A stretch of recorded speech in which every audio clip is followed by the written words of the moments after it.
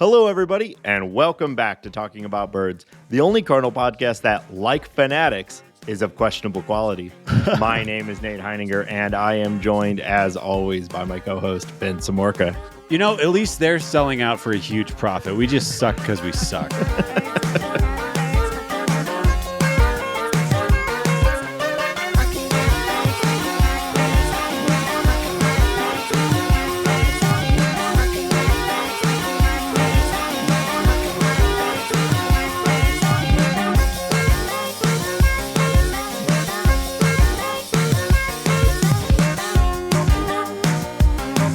That opening bit came to us via the bird score from C70 himself. If you have an idea for the opening bit, text or leave us a voicemail at 848-48-BIRDS or join the bird scored.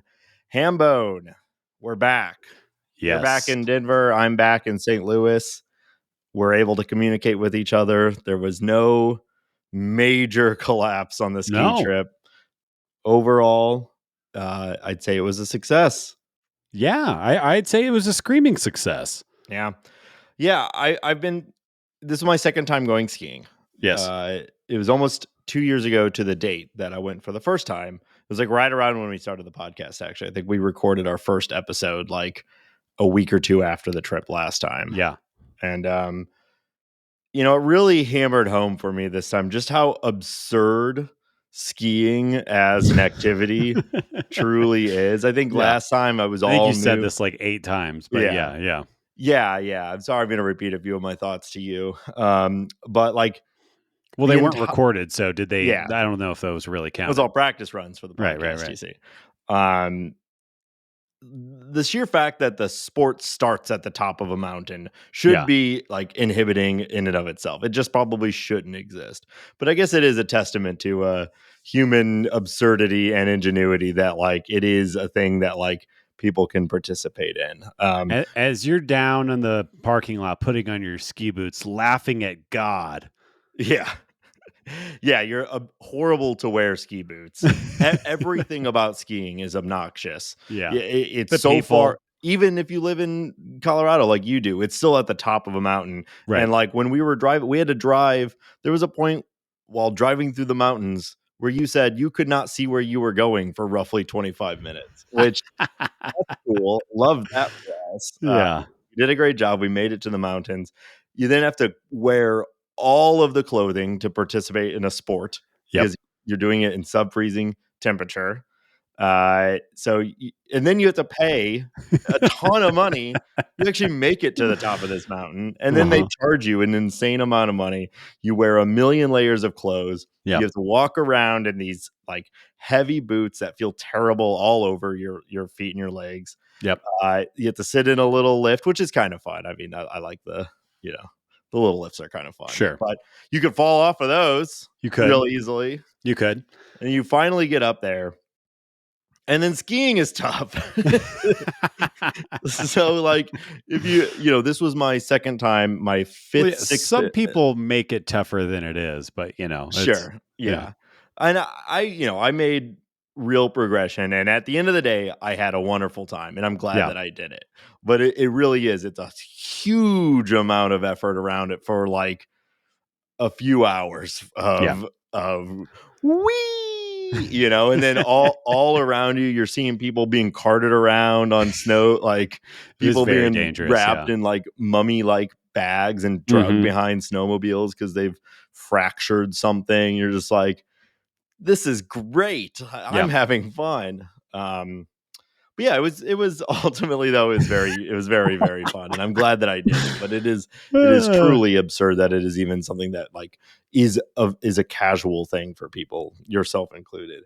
But overall, like last time when I went, I fell like 10,000 times, I think. This time, only a few real falls. Although within like 30 minutes of being there, I got myself stuck in a horrible half splits, like 2 feet in front of you, where I thought my hip sockets were going to explode out the side of my hips. Yeah. So that was fun. I fell just standing still in the ski lift line, but the ski lift, I know last perfect episode score. I talked about my difficulties with the ski lift last time, and I aced it 100% of the time. I was not collided with the ski lift. I did not fall off of the ski lift. Just on and off without a problem. You split your pants, and not in the way that you're used to splitting your pants. So yeah, that was fun. Yeah, I found a rock that was sort of hidden under the snow and decided to try to ski on it. And I actually I just had to buy new pants. I ripped a massive hole that filled with snow. I also broke a ski pole. It was if you're skiing 3 days straight, some things aren't gonna go super well. But I think all in all, the trip went great. I thought you did great. I hate giving you a compliment. Yeah. You did a great job. Thanks. Yeah, it was fun. I don't remember the only time I remember watching you ski and saying, oh no, was when you did the splits. And I think I started to make fun of you, and then I saw the look in your eyes, and then I went into, oh no, how can I help? It was serious. Well, because it was such a slow sort of merge into the splits. Yes. I thought I was in control, and then I was not. And then I felt that I felt completely stuck for a moment in a horrible position. And for a guy who I'll give you a little credit, you keep yourself in decent shape. You might be the least flexible human I've ever met. Yes. So even a halfway or quarter splitting to you, that was a life and death scenario. So we should say, like, when I say splits, I mean for me, which is like basically not at all. But for me, it was pretty bad. And just those skis going in opposite directions is just a horrifying situation to find yourself in. But it was fun to actually be out there skiing and doing, I was on greens the whole time, but out there with everybody actually doing greens instead of just staying in the learners area. And I also got to see from my perspective, it looked as if Ben was committing suicide 100 different times, because we'd be on these greens and they're like nice, easy slopes that are kind of cutting back, switchbacks and whatnot. And very often in between the green slopes, there'd be a hard slope filled with trees. And Ben was very often in front of me. And so I'd be going straight and he would it looked insane to me. It was as if it was a sudden decision, just hard left straight into the trees. Bye. And just well, bye forever, I guess. That was a crazy choice. And then I'd circle all the way around and you'd be standing there. Or the inverse, where I'd be in front, you would just sort of appear out of the trees, landing right next to me, which was terrifying. But that's cool. Yeah. That's how you rip your pants. That is how you rip your pants. I was hot dogging it, and it basically found a cliff. It is essentially what happened. But you win some, you lose some, and sometimes you have to buy new pants. Yeah. But it was cool. Great friends, good times. So I'm glad that I did it, even if I think that the entire exercise is insane. It's such a massive pain in the ass, and you're so tired and you get injured, but it is so fun. I think one of my favorite non-skiing parts of the weekend was, so we rented this big house with a bunch of friends, and it had an outdoor fire pit in the front yard. And I was dead set. I wanted to get a fire going. We're surrounded by snow. We're out there drinking beers, carrying on, having a good time. And this was later in the night. We're just having a good time. And I dare one of our buddies that we're with to try roasting a marshmallow over the fire on an icicle. There's these massive 3-foot icicles hanging from the roof of the house that we've rented. So if you can imagine, Nate and I and one other idiot, shout out Tyler, are trying to roast marshmallows on icicles to make s'mores over a fire, just giggling quietly to ourselves. It was great time. That was the only other thing I wanted to bring up as well before we move into actual baseball, because it is maybe the most miraculous thing I've ever seen. It was remarkable and so just stupid. Just holding an icicle over the fire and all of us going, "It's working!" as a marshmallow is roasted in the icicle, which was thick enough to withstand the heat and slowly melt. And it was. Ben tried to stab me with a giant icicle, but I disarmed him. So that's exactly what happened. And it's just good old fashioned tomfoolery. It was nice to have, no one was looking at their screens, Nate. Oh my God. No. Yeah.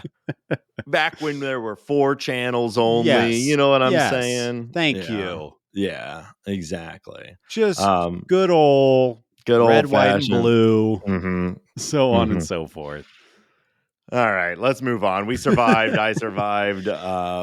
Yeah. So let's talk about baseball. All right. I mean, while there wasn't an incredible amount of news, we have crossed a major threshold, my dude. We are seeing baseball players participating in baseball activities. We've got Sonny Gray out there. We've got Kyle Gibson. We're seeing some new faces.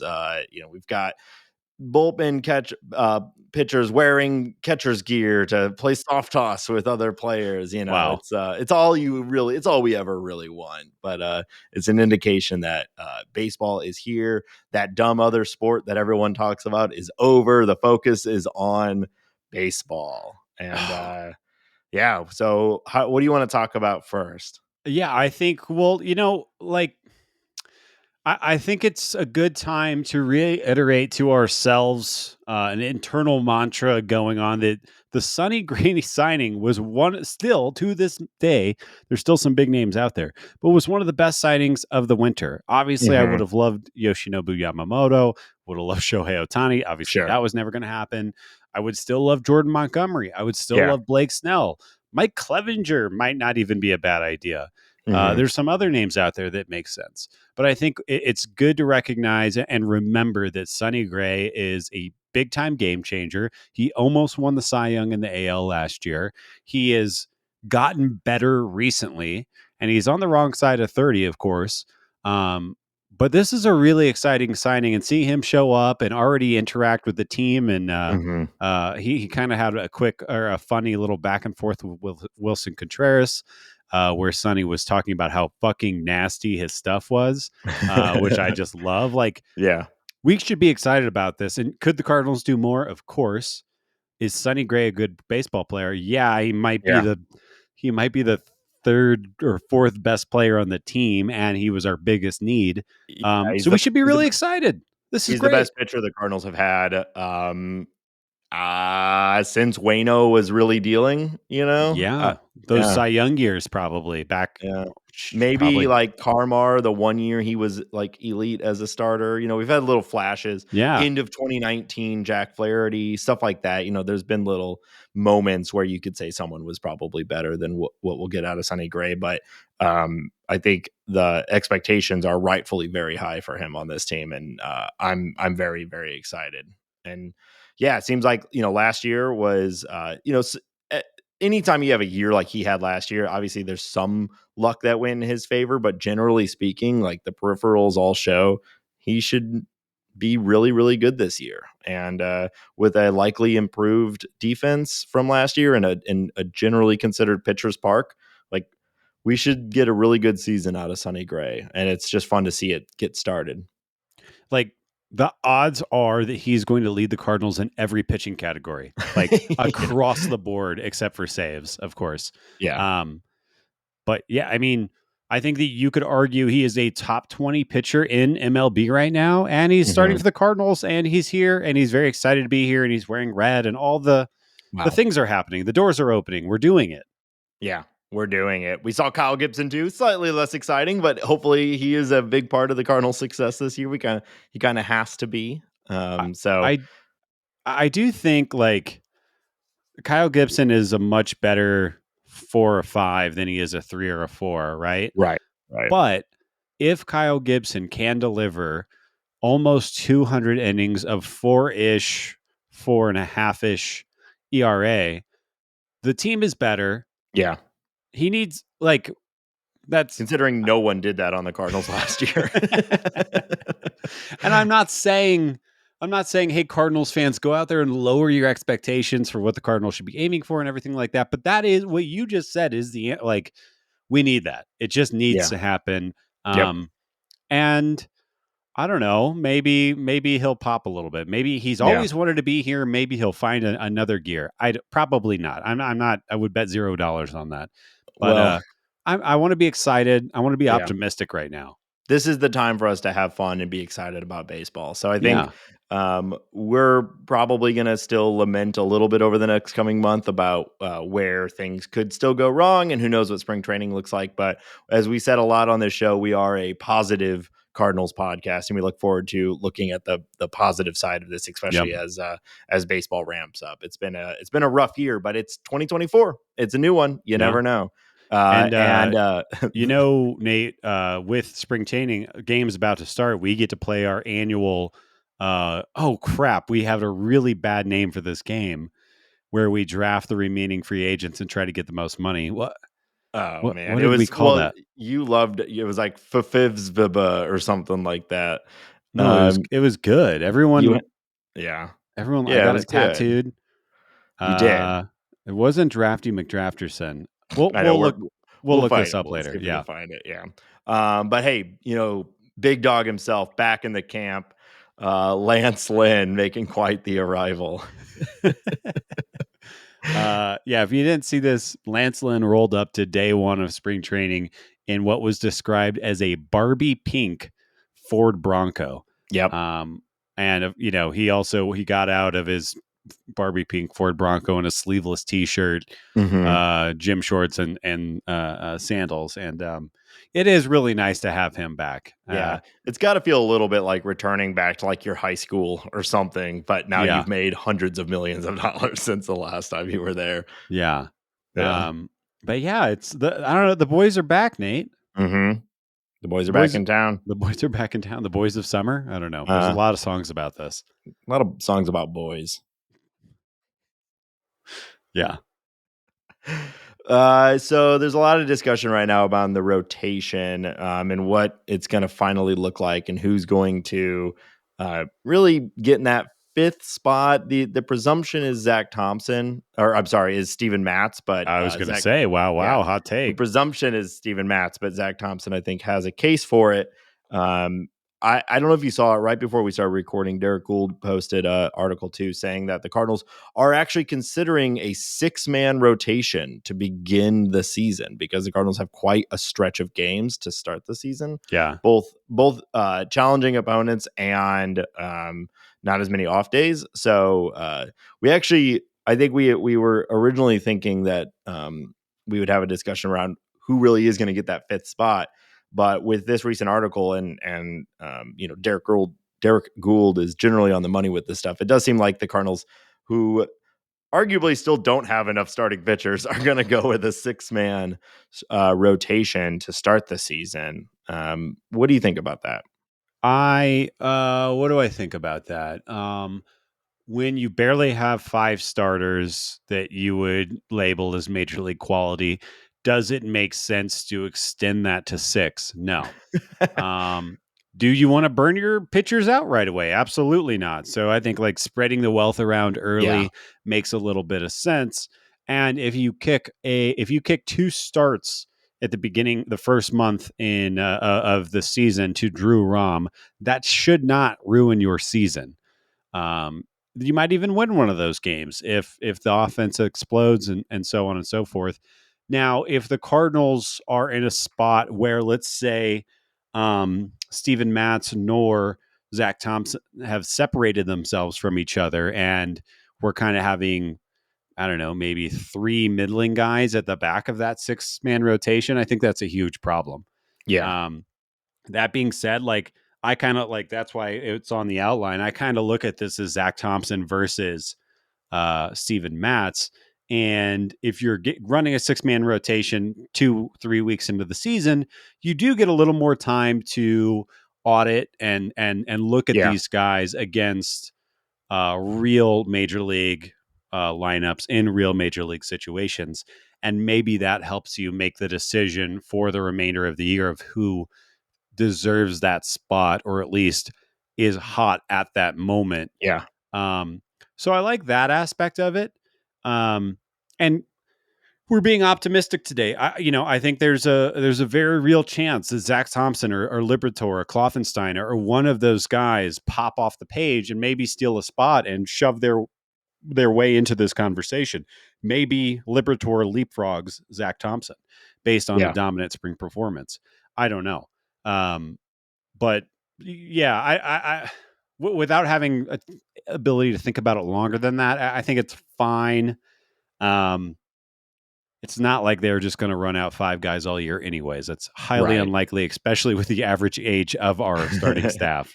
Yeah, that's what I was thinking too, is that like if we think that fifth spot is going to end up being either Zach Thompson or Steven Matz, um, you have kind of two ways to establish that. You pick one probably off of spring training numbers, whoever's doing the best, and you let it go, and maybe it just sticks, or maybe they collapse. And if they do collapse, you then have to get the next guy up and back in the rotation. So let's say they do have Steven Matz as the fifth guy, and Zach Thompson's in the bullpen. Yeah. What if Matz gets hurt again, or if Matz is ineffective? You now have to ramp Zach Thompson back up. You have to, get him back major league ready in the majors at that time.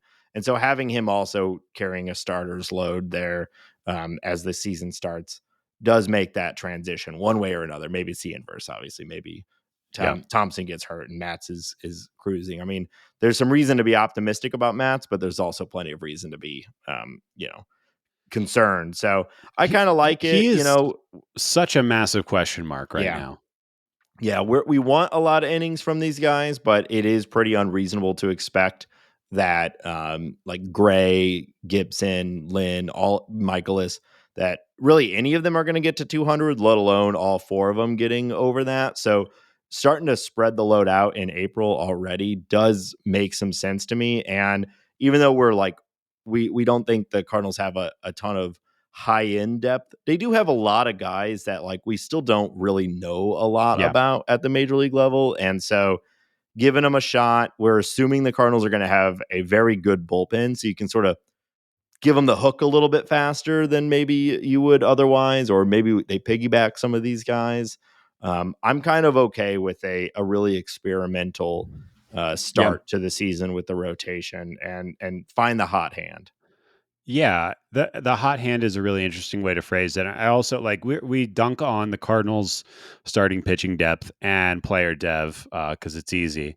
Yeah, but Gordon Graceffo, Tink Hence, Tekoa Roby, Zach Thompson, Libertor, those are all high end names with pedigree, with success, and could really jump out. Like they could really take a step forward this spring. And I mean, let's just say Graceffo, because I like Graceffo. I like his stuff. He had a kind of a weird year last year. What if Graceffo just comes into spring and shoves this year? And it's undeniable, kind of like Jordan Walker was for the outfield last year. That really changes the way that this staff looks, being able to put potentially Steven Matz and Zach Thompson in the bullpen, or you have one of those guys at AAA to be that sixth man. It makes even one of those guys those 4 guys or whatever I just listed having a difference making spring, which I don't think is entirely unreasonable. Right. Makes this a lot easier. And you see the path forward and you see the future a little bit. And I don't know, maybe. Well, it's certainly part of the reason why the Cardinals went out and mostly acquired short-term fixes, because they obviously believe that at least a couple of these guys are going to end up in the major league rotation. Now, it might only be Roby and Hence, and the rest of them are all, bullpen arms, but also maybe not. Yeah. And I think they didn't want to clog it too much with longer term contracts. But that's also why Lynn and Gibson both have team options as well, just in case that all collapses and we basically need to do exactly what we're doing this year again next year. Yeah, man. If Lynn and Gibson come back next year, that can't be the plan. That's certainly not what they're hoping for. It's ideally one of them has a better season, and that's the lever you pull, right? Yeah. Yeah. Well, I hope. Well, I hope we get a nice spring from one of those 4 guys I said. So a lot of the roster is pretty set. That's the thing with the Cardinals that we talk about all the time, is that like it's a team full of slightly above average players who pretty much have like their spot on the roster locked. Yeah. But there are a few spots that we think are still open for competition. Do you want to kind of open that discussion? Well, yeah, we'll kind of just, I think, illustrate how locked up the position player group is. And I think everybody I'm about to list is essentially there. Uh, Right. Nolan, obviously, Paul Goldschmidt, Brendan Donovan, Nolan Gorman, Mason Wynn, Matt Carpenter. I would bet a crisp dollar bill every single one of those people will be on the opening day roster. Lars Newbar, Tommy Edman, Jordan Walker, Dylan Carlson, Alec Burleson. I guess there's a little wiggle room. Maybe Alec Burleson gets his spot stolen, but the Cardinals have said so much this offseason how much they love his batted ball profile. He's, on the slim fast diet. He's practicing in the outfield. He's doing everything he can. It all seems very likely. I think the only question mark there is Tommy Edman healthy. But obviously, if he's healthy, he's taking a spot. Yeah. There are a couple of spots in the bullpen, probably three, that we could really talk about and to see what's going to happen there. With Robertson, King, Fernandez, Andre Palante, Matthew Liberatore, and possibly Gordon Graceffo or others being kind of vying for those final three spots. John King is kind of do the Cardinals... Well, was John King's Cardinal success real? That's my kind of first question. And then the second part of that is his presence as a lefty that important? Would he win if Andre Palante comes into spring and the death ball is killing people? Yeah. Splitting in half, razor wire coming out of it. Does he take John King's spot on the roster? Or however, pick whatever guy you want to pick. And you've got Jojo Romero already, so you've got that like real high end lefty if you need it. So, I don't know. I think that this is what truly the spring competitions are about. I bullpen management, really comes down to the hot hand here. If I were guessing, I bet Palante has a spot. He has a spot to lose just from his history. I do kind of think John King has a spot to lose. And then everybody else is, going for that opening day roster and has to earn it in spring. What bugs me about the John King thing, and you might be right, is that in his career he has averaged 6 Ks per 9. Mm-hmm. And last year as a Cardinal, he was under 5. He doesn't throw the ball particularly hard. There's not high ground ball rate. He has a high ground ball rate, which is good. But we always talk about, and maybe it's a fan thing. We want something that pops off the page a little bit more. And he's about as milk toast boring as a left-handed reliever can possibly get. Like at least Randy Choate had a thing, he's coming way out from the left side. He only faces one guy. The Choate Goat. The Choate Goat. Oh, I hate that. Did we say that? Do people say that? I feel like I've said that before. That sucks, and you suck. I'm not saying it's good. Like I guess if John King, or if we need a lefty in the bullpen that bad, why not Matthew Liberatore? Yeah, let him cook out there. Yeah. I suspect, especially if they are going with a 6-man rotation, I'm not sure that we've seen the last of Liberatore getting a shot in the rotation. And so I have a feeling that he's going to start in Memphis as a starter and be a next man up sort of thing. Or if he crushes in spring, he could be that 6th man in the rotation. I think like we've been framing it as Thompson versus Matz, and I think that's the most likely thing based off of last year's outcomes. But I could see if Liberatore comes in hot in spring that maybe it's Thompson versus Liberatore. I am of the opinion that Drew Rom is not a major league caliber starting pitcher. I wonder if his conversion begins. The guy, obviously, he was acquired in the Baltimore trade last year for Flaherty. He's going to be 24, which isn't old by any means, but a little on the wrong side for prospecty type talk. Maybe that's the future for Drew Rom. And he got a lot of time. he got a lot of starts last year as everything was falling apart. So I think we saw enough. But yeah, I don't think that they would currently be considering Rom in that top 7, top 8 spot. But I guess we'll see. No, he can't be, right? Yeah. Yeah. I'd be surprised if Graceffo starts at the MLB level out of the gates, but like you said, it's spring, and this is this edge of the bullpen is where anything can happen if somebody looks particularly strong in spring. And how are the Cardinals going to behave after last season? I think that's my big question mark too. Is it going to be like all hands on deck? Like if Graceffo is shoving in spring and they just make up a role for him in the bullpen or something like that? Like, you know what I'm saying? Like the bullpen is obviously being constructed in that way to like they've amassed way more arms than there are standard starting spots in a rotation, right? And it really is going to be, I think, fast turnaround. You got it or you don't. Obviously, I think Helsley and Gallegos and those types of guys are probably going to have room to struggle and whatnot. But I think everybody else, I think it's going to be a short leash, and I think there's probably going to be a lot of innings available for the bullpen too. So, yeah.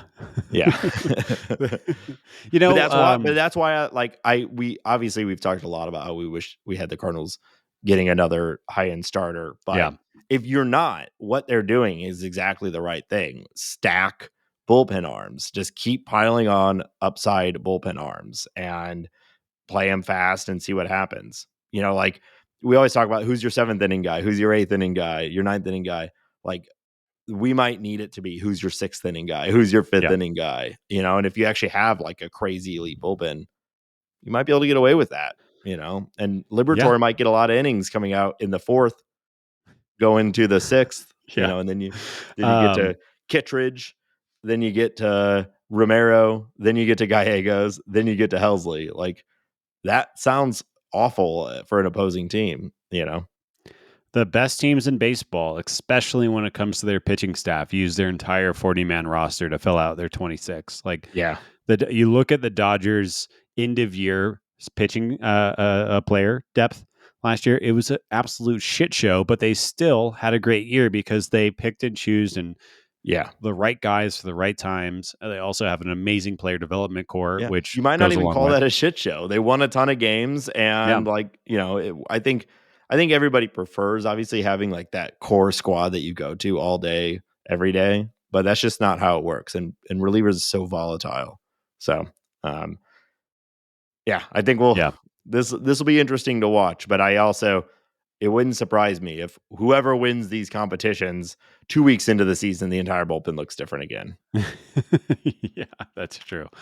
But I'll tell you what, there's going to be a lot of sweepers. Yeah, there will be a lot of sweepers. And there's going to be some high velo from these new guys, which will all be very fun. Well, while we're on the staff, it is starting to get a little interesting again with the Cardinals and the available starting pitching arms. Yeah. And I know we've had this discussion all off season. But doesn't it feel a little bit like we're starting to circle back to a Montgomery to the Cardinals type of thing, or like it's taken so long and we keep hearing all of this information about none of these guys actually even getting contract offers?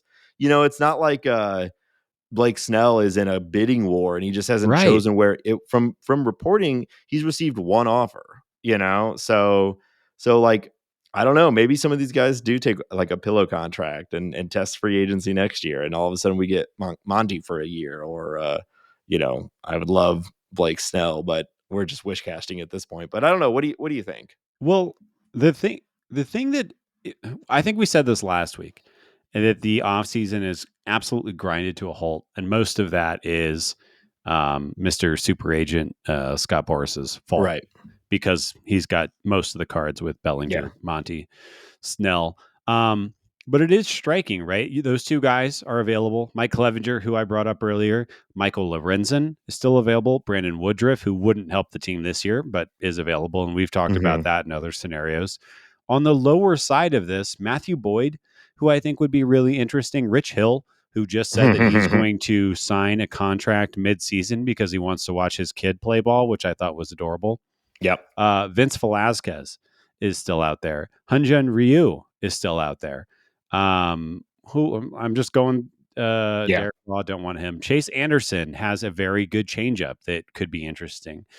Dallas Keuchel, stay away from him. I'm just reading off names at this point, but there are so many names. Spring training is just around the corner. Now, these teams, the Boris model is to wait no matter what until you get your deal, right? Unless you, for whatever reason, the market just absolutely crumbles. It's wait. Maybe some high-end pitchers are going to get hurt. Maybe Corbin Burns goes down and the Orioles have no choice but to sign Jordan Montgomery to the money that he wants. But it feels as though the cards are falling in the right place for the St. Louis Cardinals. And I think I'm of the opinion that any one of those guys that I listed would be helpful, obviously to varying degrees, but any of them would be helpful to the organization because of who we're relying on right now. And Steven Matz can't stay healthy. And I think it's unrealistic to expect any of those other guys to be healthy or all of them to be healthy all year. Yeah. There's also, I don't know if you saw this, there's been a lot of rumors swirling today. We're recording Wednesday, early evening. So this all could change in the next, by the time this episode releases. But there's a big rumor right now that the Pirates are potentially acquiring Edward Cabrera from the Marlins in a package. So you know, so mad about that. I know, right? But they're like, I like him a lot. Same. And so there's always that specter of like the Cardinals acquiring a starting pitcher via trade.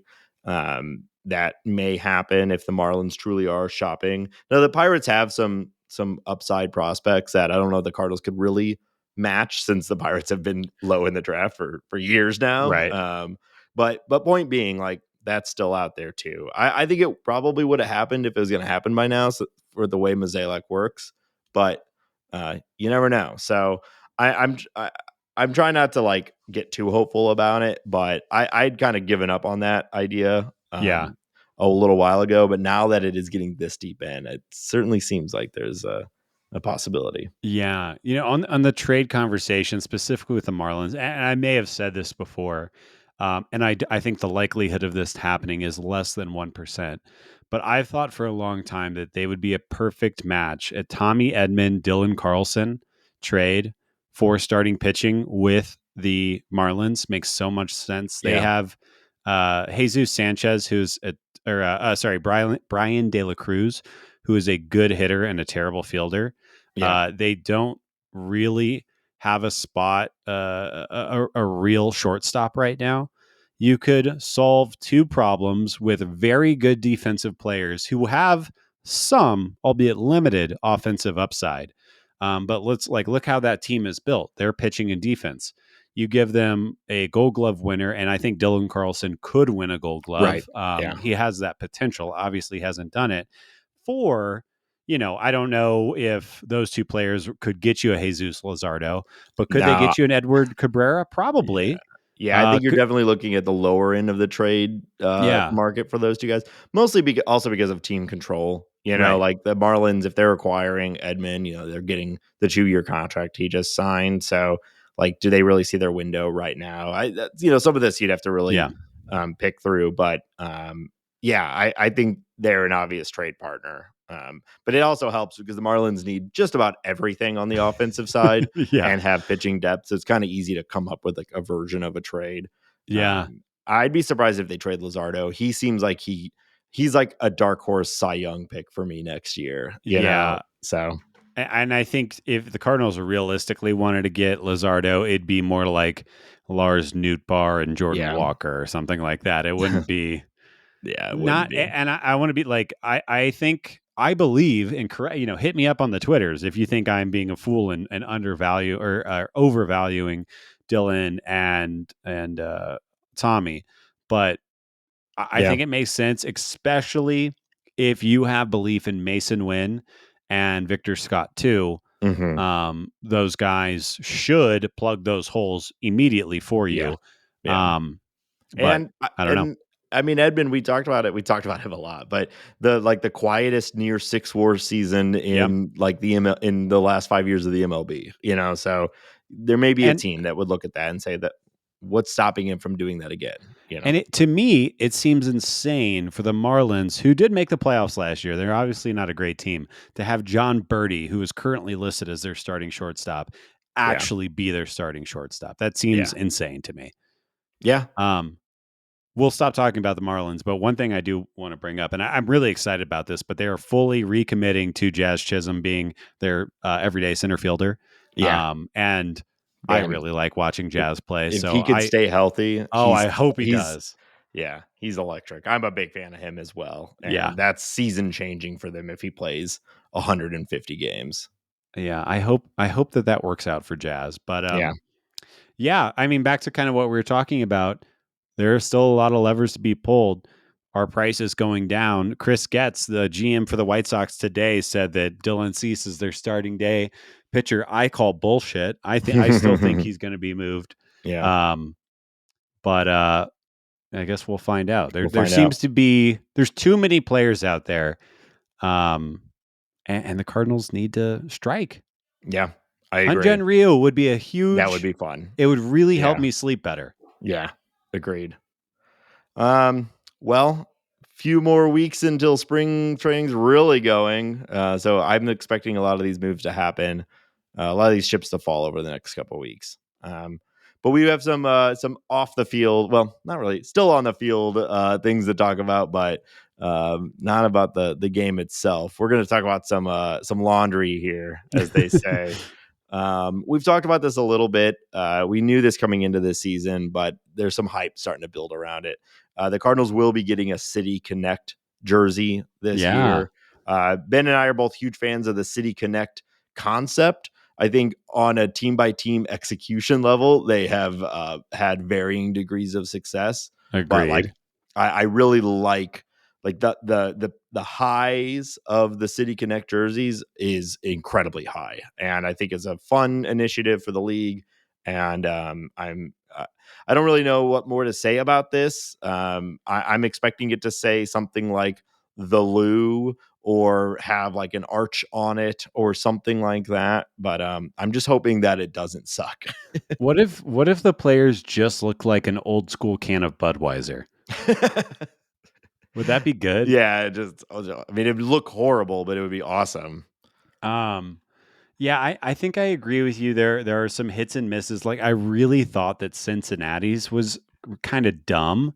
Mm-hmm. It just made like their just uniform is black with a red streak through it, which I thought was, kind of nonsensical. I really like the Boston one where they're doing the Boston Marathon colors. I think that's really fun, and it's completely different than what they normally look like.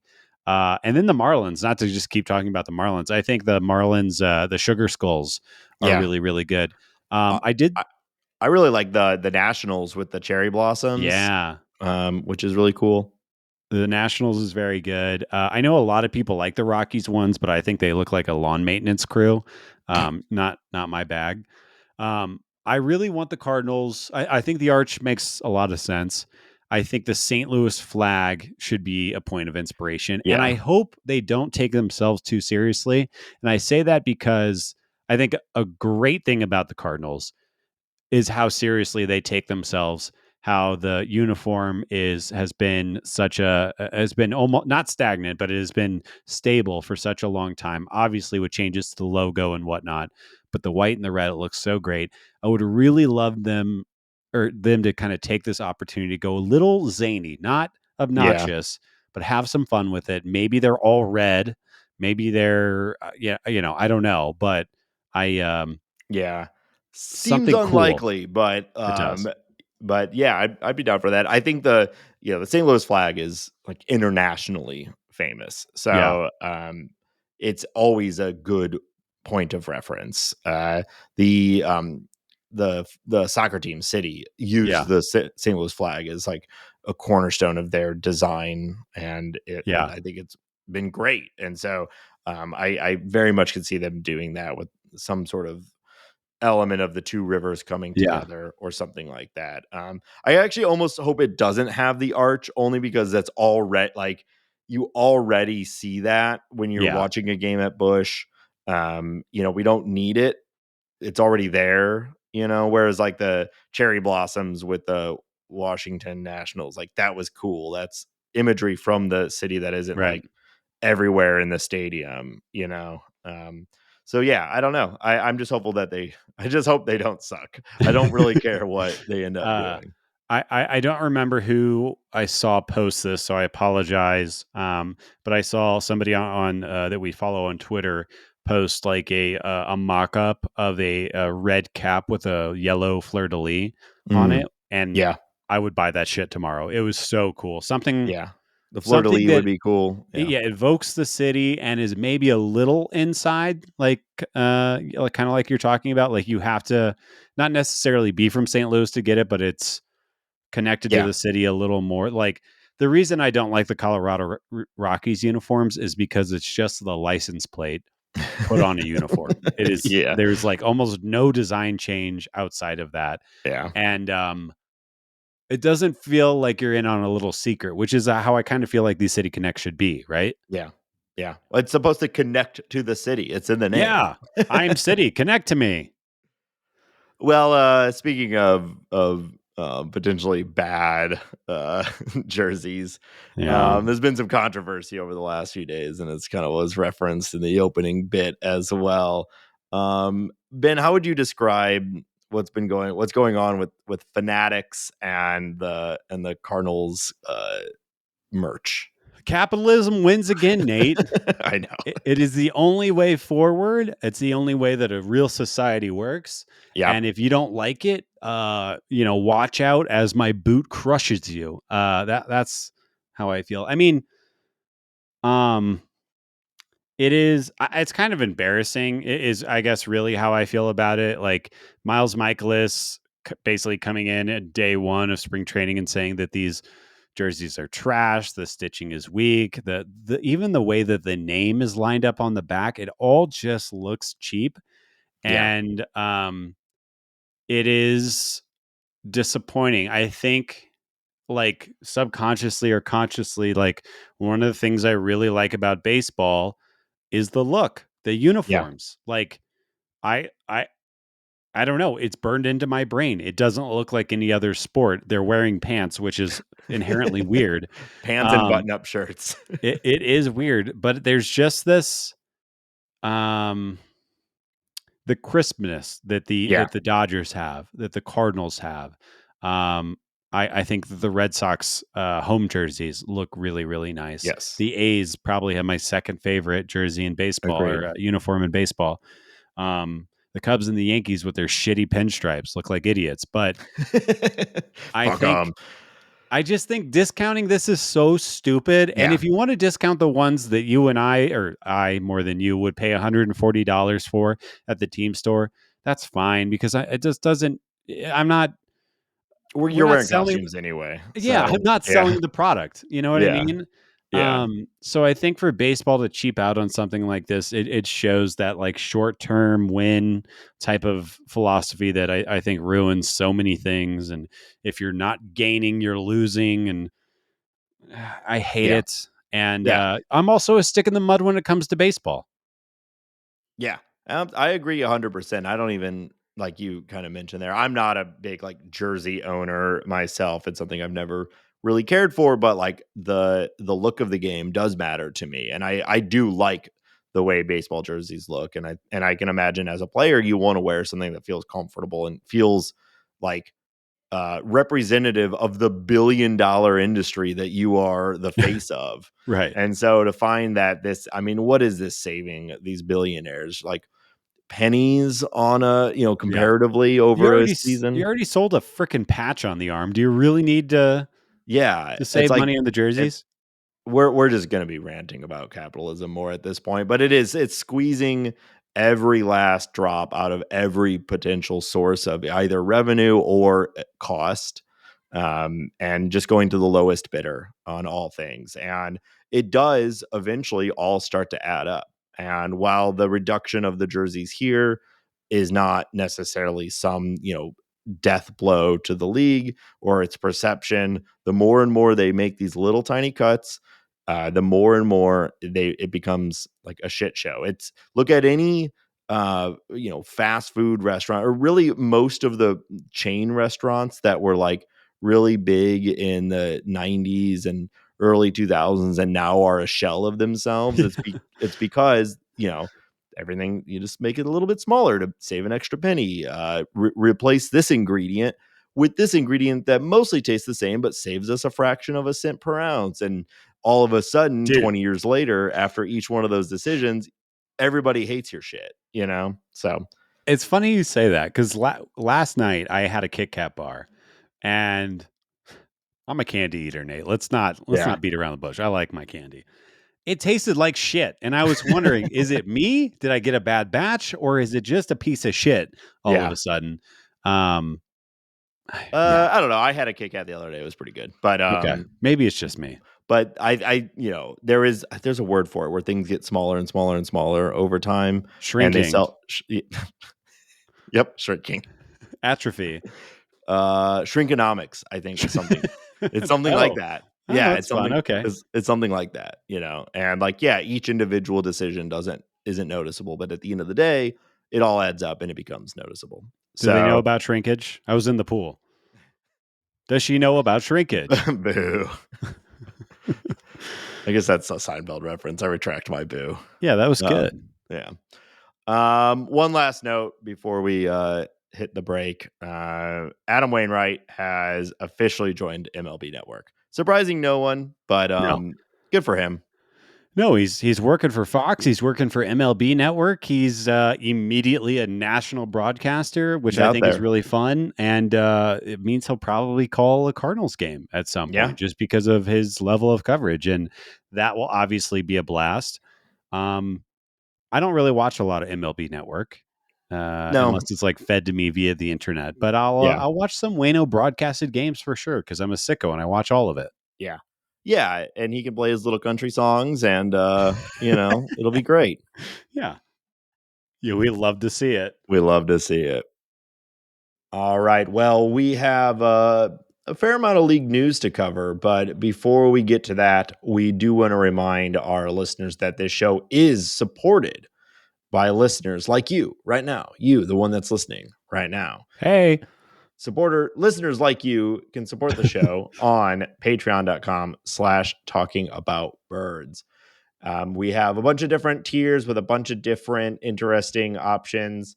But anybody who subscribes to our Patreon gets access to our private Discord server. We call it the Bird Scored, and it's tweet, baby. It's a great place. We are really enjoying this sort of a space where you can go and know you're talking to other Cardinals fans, other listeners to the show, and kind of get away from the noise and increasing frustration of social media and the varied landscape that is now.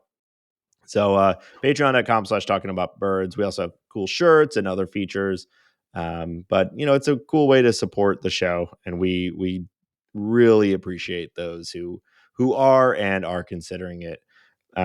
If you want to support the show in another way, you can leave us a review on your favorite podcast platform. We really, really appreciate it. Ben might call you a sicko if you do it, and then you might update your nice review to call that out, which we have been laughing about for quite a while now. So thanks to that reviewer out there. Like, if you listen to this show on a regular basis, there's something, you're a little bit of a sicko, right? Like that's true. Yeah. All right. So leave us a review, join the Patreon. We appreciate both of those. And hey, now we are on YouTube. Episodes go straight there, just like they go to a podcast feed. So if that's your preferred platform, you can check it out there. From what I understand, the Google podcast app is dead or going away because that's what Google does. And they've been redirecting everybody to YouTube. So that's cool. We're there now. You can listen to the show. It's another way to do it. We're a little hard to find on there. So you can get the link on our website, or you can do @talkingaboutbirds in the search bar, and you should find us. Yeah. Our SEO sucks. Yeah. Ben, where can people find us online otherwise? Yeah, come to the hellhole that is Twitter, and you can find us at Talk About Birds. On Instagram, we are Talking About Birds. You can email us questions, thoughts, concerns, anything at all to talkaboutbirds@gmail.com. Where this podcast is available on Spotify. You can go to Spotify and listen to us there if you prefer. We got a TikTok. Check us out there. You can find all of that information, t-shirts, YouTube, everything we do, talkingaboutbirds.com. And don't forget that you can call or text us at 848-48-BIRDS. That is 848-482-4737. That's right. 848-48-BIRDS. Call, leave a voicemail, text message. We'll take it all. Sign us up for political campaigns. Whatever you got, we'll take it. Yeah, would really prefer you don't do that last one, but it is what it is at this point. Feel like I'll regardless, take what I can get. Yeah, just contact me. Yeah. Yeah, I kind of feel like regardless of what we do, we're all being signed up for that stuff this year. Yeah, so, that's right. Yeah. All right. Well, a fair bit of news around the league this week. You're telling me. Yeah. So why don't you start walking us through some of this? Yeah, we have a little bit of player news. I think the one of those a free agent that was remaining out there on the open market, not one of the largest ones. Nate and I were kind of talking about this over ski weekend about how we were surprised that he got this much money and the club that he went to. It's kind of a strange deal, but Jorge Soler, former Cub great, Royal great, Braves great, Marlins great. Yeah. I think that's everyone. He's really been all over the place.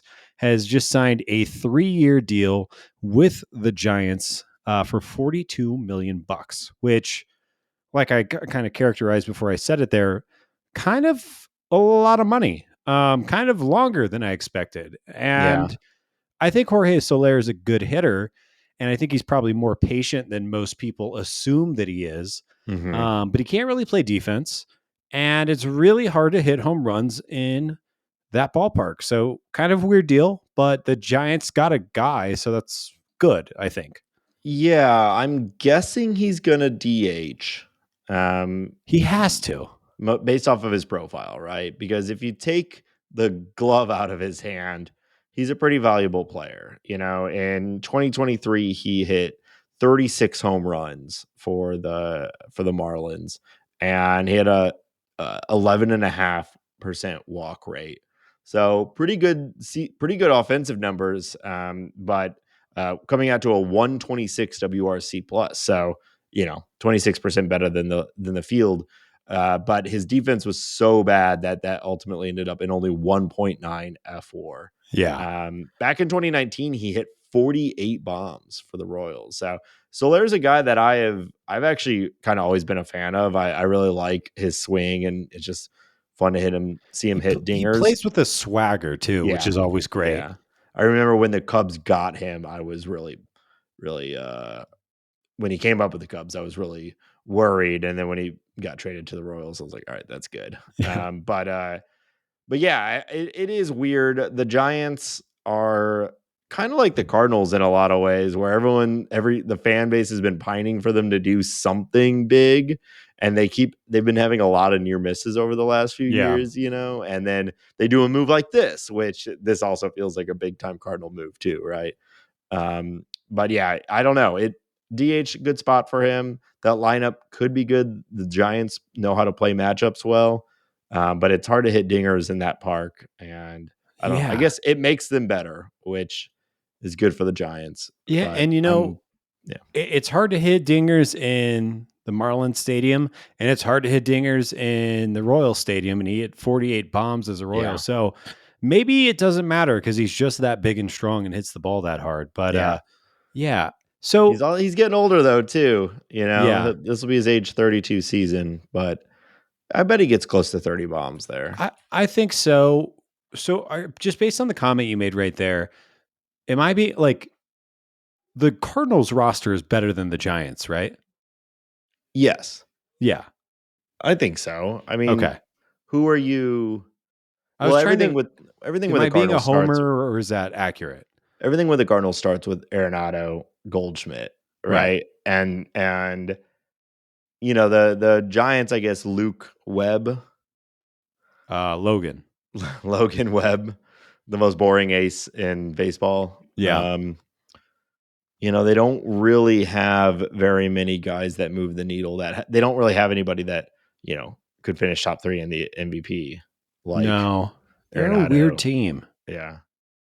But they've always, they really have been a weird team for quite a while. Even when they won 107 games just a few years ago.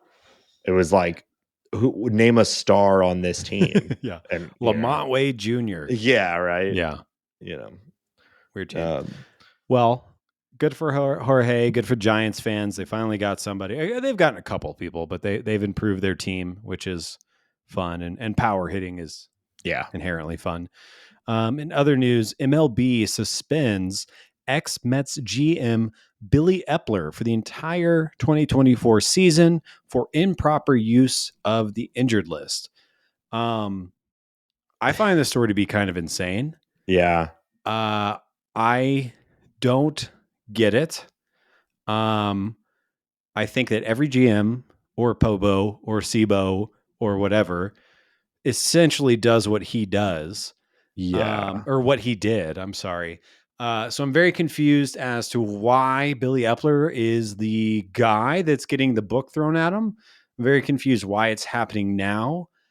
I wonder if a player has complained in the background and he forced somebody to go on the IL without their consent, which could presumably happen. There's not a lot of details about this, but it's bizarre. And every team in baseball does this and has done it for as long as baseball's been around, or the DL or the IL have been around. Yeah, I'm assuming the same. Something like you said, there's some sort of specific instance that has blown up on them, and the league has been forced to they have to take action. It's so blatant. Some may say it's similar to like the Astros cheating scandal, where it's like every team is doing like little things here and there, and the Astros, we're finally the ones who took it too far with their absurd thing. And that's part of why the punishment wasn't as bad as a lot of people wanted it to be, because if you really peel back the onion on cheating in baseball, like everybody would get suspended. It's a tradition. Yeah. So, and not exactly to equate the two things, but I think there may be some similarities there as far as you went too far. So whatever he did clearly went too far, because this has been a known thing forever. Like, people talk about the Dodgers forever doing this and doing it really, really well. And it's like, oh, the shoulder impingement or fatigue, even like, so it makes you think I think you're probably right that it was somebody cried foul internally, and here we are. And I think the reason whoa.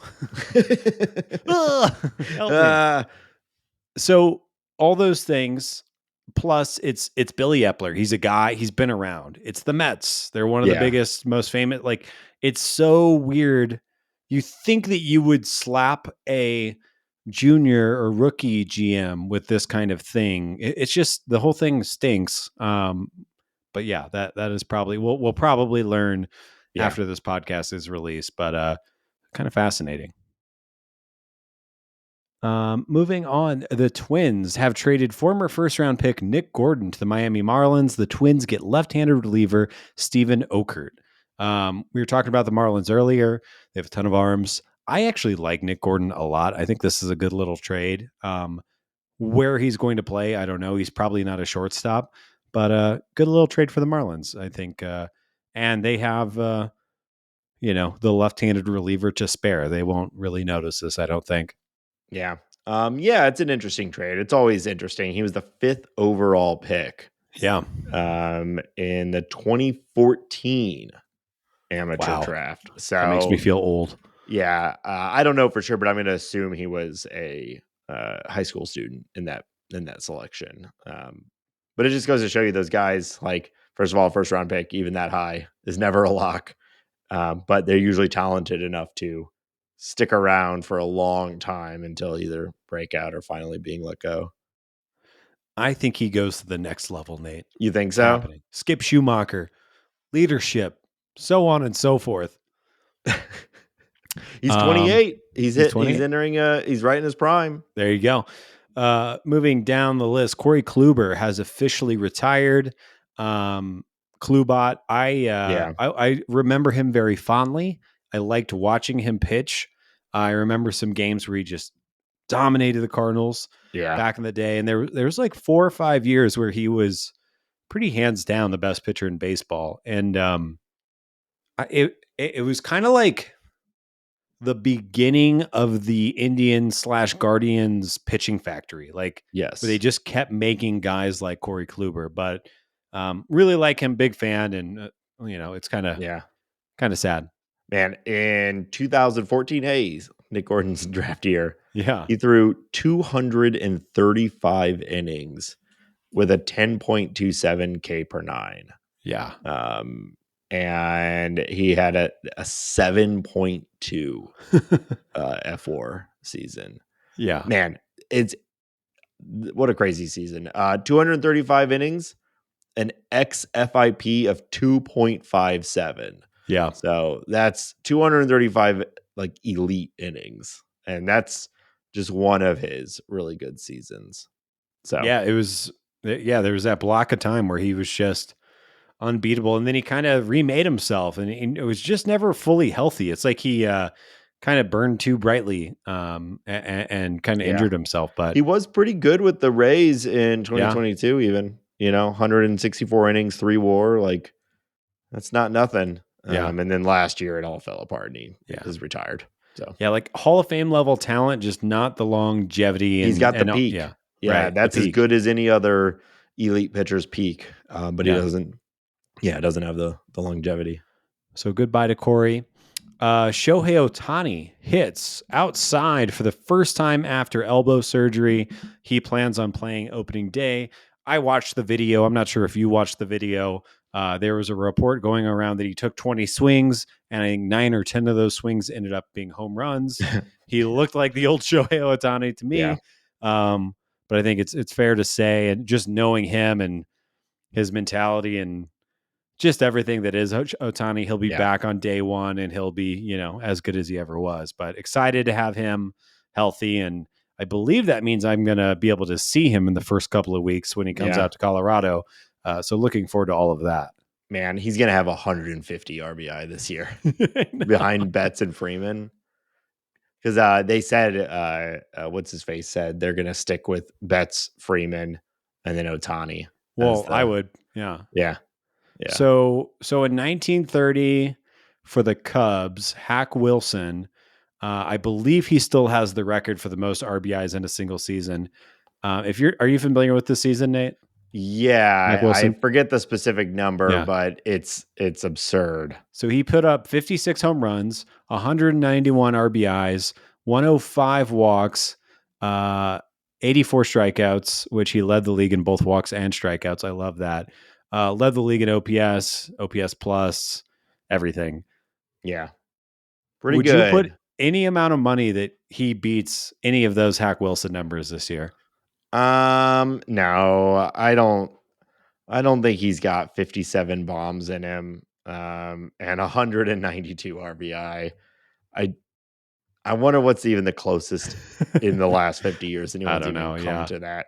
I remember people used to say with Pujols, with peak Pujols, with the MV3 too, people would say if Pujols hit 4th instead of 3rd, he'd have a shot at it. But I think that's just Cardinal homerism. Like 191 is truly insane. So much has to come together for that. Yeah. You're averaging over 1 RBI per game, which is that alone is insane. I'll disagree with you. I think he's much more likely to break that home run. I think he's much more likely to hit 57 home runs. Maybe a full season again, just offensively. He's not worrying about pitching at all. He's not getting any extra days rest because of pitching. He's just playing 160 games or so. Yeah. Maybe. I mean, still though, his most ever has been 46, and 46 is a shit ton. 57 is a whole extra level there. Yeah. But he obviously has the talent for it. I think so. Sticking with Japanese baseball players, Japanese high school baseball phenom Rintaro Sasaki signed a national letter of intent to play at Stanford. The team announced via social media on Tuesday.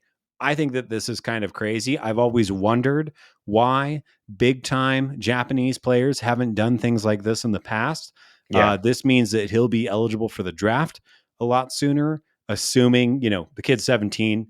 But man, I don't know if you've seen pictures of this kid. He is a big, thick, strong 17-year-old kid. Yeah. Wouldn't be surprised if he opts into the draft as soon as he possibly can, as soon as he's eligible and it works out well for him. Yeah.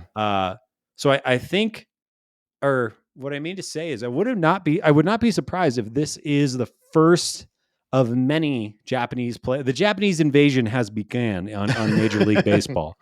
Yeah, I don't know. I've always assumed there is some desire to be successful in the Japanese league first, just out of a sense of wanting to crush that and then go to the MLB, follow the Ichiro path or even, Otani or what most of the stars do. I've just assumed like that's what they want to do. Yeah. But I don't know. It certainly seems like this would have happened more often if there wasn't some sort of other situation going on. I'm sure that there are examples outside of this one, and the Cardinals, Won Ben Cho, who's a Korean player who's done. No, he didn't go to college here, but he got drafted right out of high school. Sen Shu Chu also got drafted right out of high school. Different than exactly what Sasaki's doing, but yeah, I think kind of my understanding is that it is generally thought culturally that if you are a Japanese player and you are so good that you'll play in the MLB, once you win a MVP championship, you're good to go. Yeah. And if you don't, there's a certain number of years that are attached to your contract, but that's my understanding. And yeah, I'll be curious. Like I feel like this is the floodgates opening though. Possibly. But he's also quite a particular phenom, Yeah.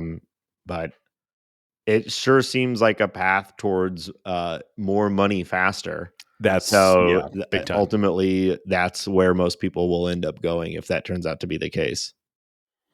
We will watch his career with great interest. Indeed. Jenny Canver has been hired as the A's new play-by-play announcer. She is the first woman to have this role full-time, which is fantastic. Great news. She is like a multi-sport journalist, has done broadcasting all over the place. It is too bad that it is the A's in this season. But, glass ceilings and so on and so forth, kind of cool. And, very, very happy for Jenny. There's been like the Rockies have had female broadcasters, the Orioles have, but the first time a woman is full time. So good for her. Yeah, I think like most of these we've said, it took way too long, but it doesn't mean it's not awesome that it happened now. So good for her. Good for the sport. Sucks that it's the A's. Going to be a rough season calling play-by-play for that team. But it's still good she's there.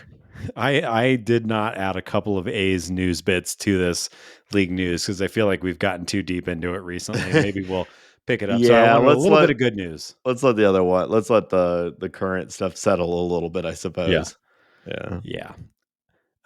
John Cena had an at bat with the Savannah Bananas earlier or late last week, which if I'm not sure if you watched this or not, Nate, but he did his full WWE championship, come out of the dugout, high-fiving, all the fanfare, held up the belt, everything like that, took an AB, struck out, did not look like a baseball player. What? Because he is built like brick igloo or something. He's got such a weird body. But anyways, I thought that was really exciting.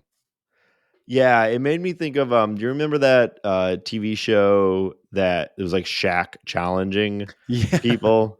He challenged Pujols to a home run competition. Yeah, and I know someone who went to that, and Shaq could not hit because he's a monster and not built for it. And they had a fence that was halfway into the outfield for him.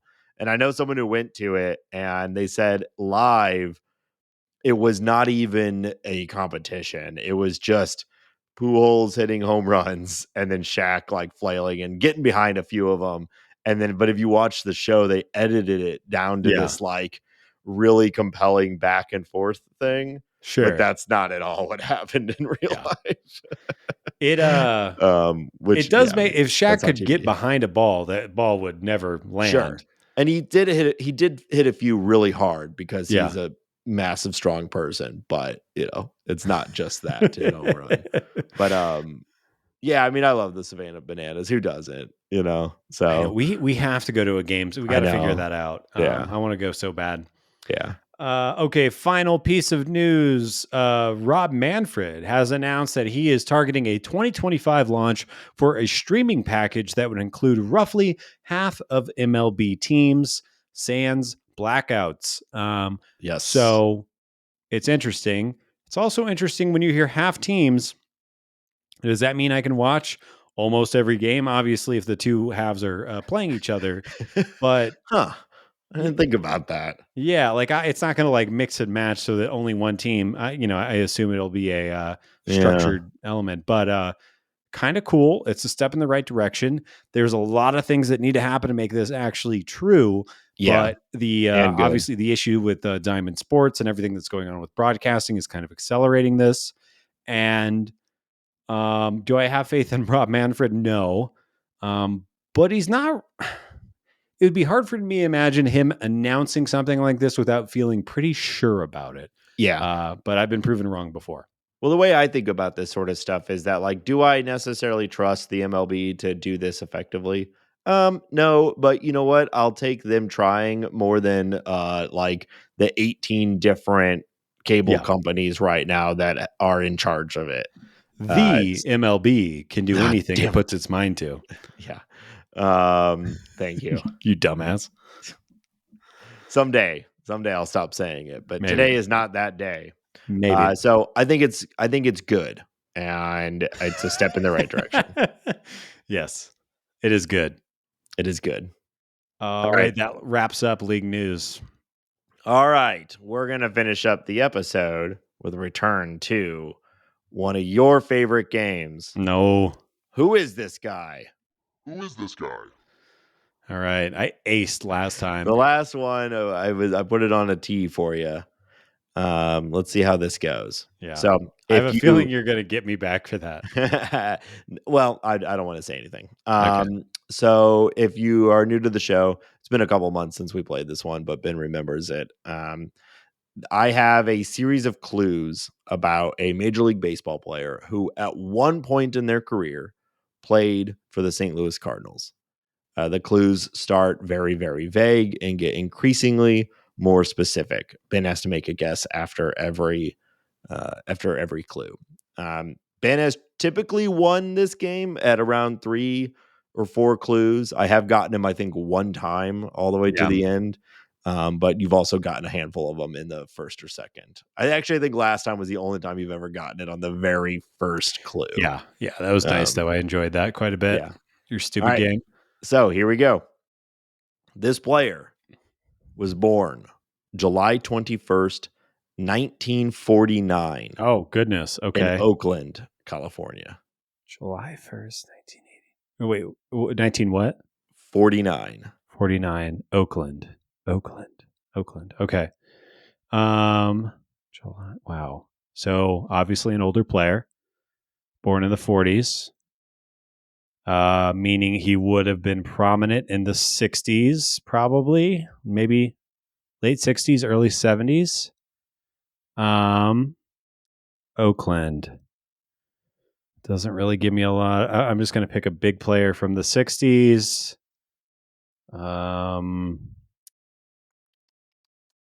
Let's go. I'll say Bob Gibson. Incorrect. It is not Bob Gibson. All right. This player. No, he's from the South, isn't he? He's not from California. He's from. Yeah. Damn it. This player played in no particular order for St. Louis, Atlanta, and Kansas City. St. Louis, Atlanta, and Kansas City. So a player, there's two players come to mind that played. Oh man, this might be my timing might be off, but two players come to mind. One is Hal McRae. The other is the Mad Hungarian, Al Raboski. But I think Al Raboski played for more than just three teams. So I'm going to guess Hal McRae. That is incorrect. Damn it. All right. Third guess was the Cardinals' first round pick in 1969 at number 19 and was traded to KC in 1977 for Mark Little and Buck Martinez. Oh, I don't know. That doesn't help me at all. I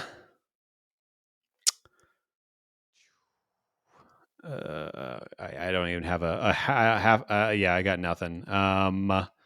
Ted Simmons. No. Yeah, I don't know. Here we go. Led the NL in saves in 1975 with 22. Bruce Sutter. Nope. No. You're going to be pissed. Here's the last one. Has an incredibly shiny head and is known for being mad on the mound. Dang, I was right. I outthought myself or underthought myself. Al Raboski. Damn it. I thought he played for way more teams than just. No. He's one of those guys that like his legend with the game and with the Cardinals is bigger than his actual sort of, time and impact. Yeah, I thought he bopped around a lot more than that. But yeah, no. Damn. And I'll give myself like a quarter point on that because I knew and then I eliminated my own option, which was foolish. I really thought, I was like, damn, I was pretty impressed that you even got it down to Al Raboski after that second clue. You did eliminate it incorrectly, but the fact you even thought of him was interesting. I was just curious as far as my guessing ability. Hal McRae, born in 1945, was with Cincinnati, KC. Oh, he never actually played for the Cardinals. Why did I had that in my, I guess he was just a coach for so long, I assumed. He never played for the Cardinals. I would have thought so too. All right. Well, damn. Yeah. Roast me on the Twitters. You were also like born in 49. The odds of being impactful in the 60s was pretty low too. He would have had to come up when he was like 17 or 18 to really. And if the numbers, my brain and the numbers, they don't work. But that's a good point. The other thing I just think is interesting is that he led the NL in saves with 22. And if I remember correctly, did he get some down ballot Cy Young votes for that year? Yes. Baseball was so weird back then. Yeah. Let me see. He had it was a good year. Yeah. So, he like, I don't want to say that when I said he's like, you kind of overstated his impact. I don't mean to say that he wasn't good. It's just like, I think Cardinal fans, especially like, us who didn't actually really watch him pitch or really see any of his career, you sort of think of him as this like long time guy who had a huge impact, and he played for like 12 years. And he was more of a character, but he was good. So he was a first round pick too, which I didn't know. We met him in the street after a Rockies game. Yeah, I've got a great picture of you chatting him up as we're walking down the street. He's pulling his little suitcase on wheels, and you're talking to him. Yeah. Sorry, Al. I'll remember you next time. He was nice. He seemed to be friendly and willing to talk to you. I think I talked to him in an Apple store one time too. So, well, look at us. Wow. Really rubbing elbows. We're like best friends with Al Raboski. Yeah. He's so shiny.